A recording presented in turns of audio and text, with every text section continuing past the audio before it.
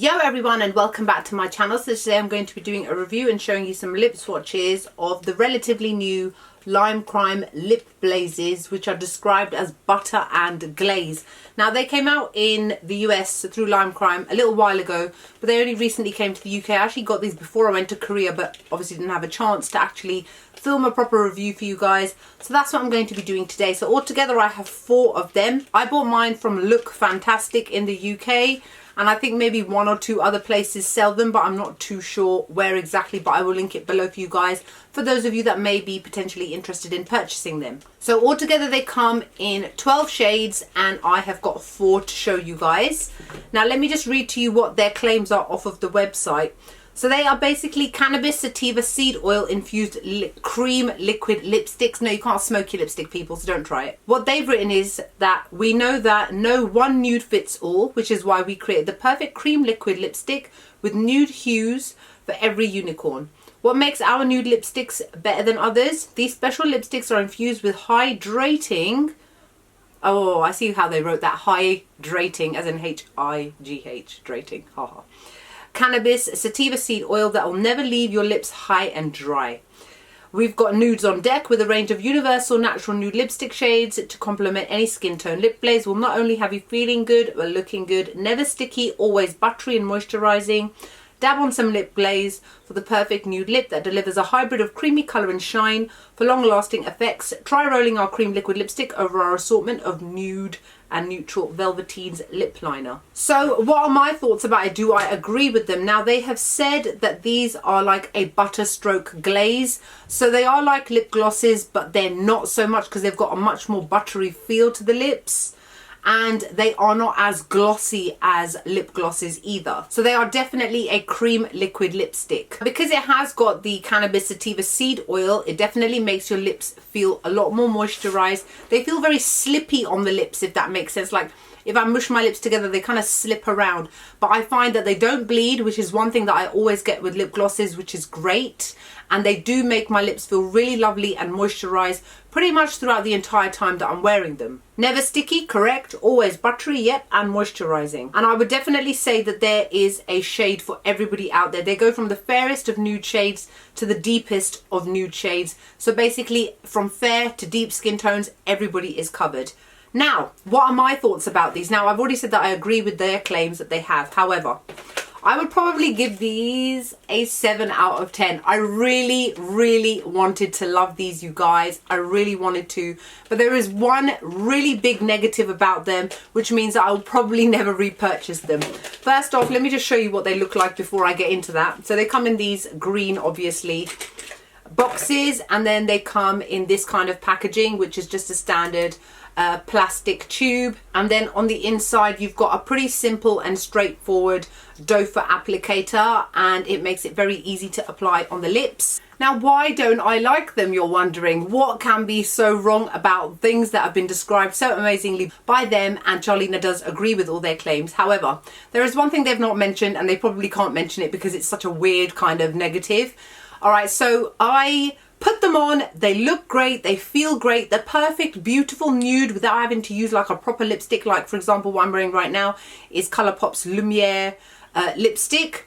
The problem is, you get after wearing these for literally probably 3 hours, which is nothing, you get that white line on the inside of your lips, which looks like you've been stuck in the Sahara Desert for the past week. Why?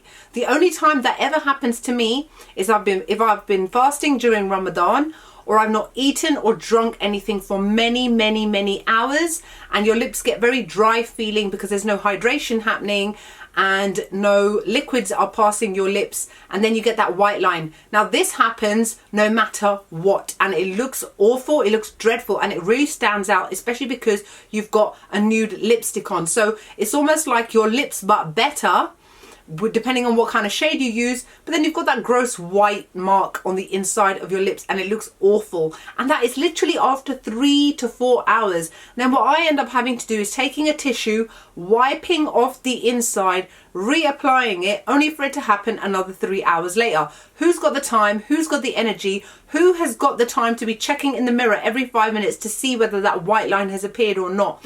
Now, it tends to happen a little bit less if you've got like a lip liner on underneath or a lipstick on underneath, but on their own, that really lets them down, which is such a shame because I genuinely really like the way that they feel, the way that they look, and generally the way that they perform.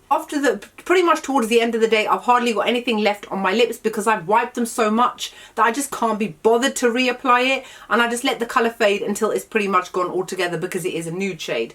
So unfortunately, on that basis, that's why I've had to give these a 7 out of 10. I think that Lime Crime really need to kind of do something with this formula to stop that happening, because unfortunately it really lets it down. It feels so creamy and lovely and luxurious on the lips, but unfortunately the way it performs just lets it down really badly.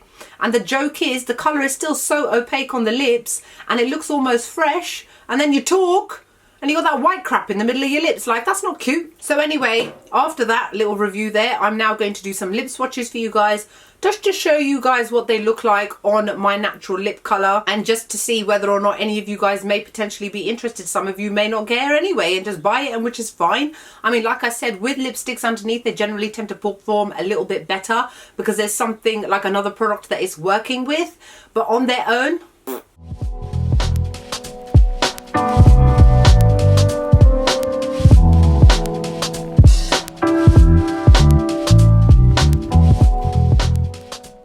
okay, so this first shade is called Cali, and it's described as a mauve nude. How is this mauve? It looks like a beige on me anyway. It looks like a beige nude. But colour discrepancy aside, it looks lovely. I love this colour. It's definitely like a more of a cool tone sort of nudie shade. It looks beautiful. Feels so lovely on the lips. It feels creamy, but not like overly creamy. It's almost got like a lip balm sort of texture to it. And I forgot to say, it's also scented. It smells like watermelons. I don't know what it is. I'm not very good when it comes to scents, so I'm not going to try and describe it to you guys. I'm sure it's somewhere on the website. But anyway, so this is Cali.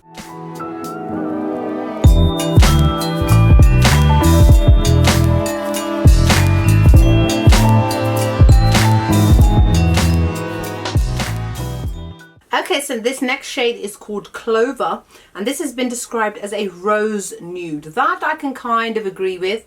I can detect slight rosiness in there, mixed in with the nudie terracotta sort of shade. Again, another beautiful, absolutely stunning colour, would work well on so many skin tones. It's just a shame that it has that issue that I've already mentioned to you guys, but on its own, look at it, it's lovely.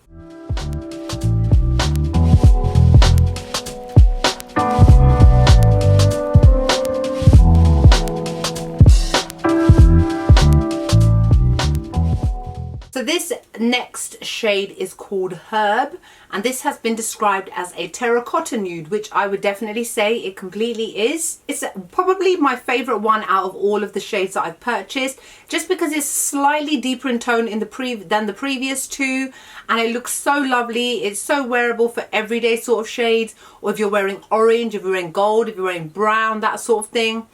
Feels lovely on the lips and just looks gorgeous overall.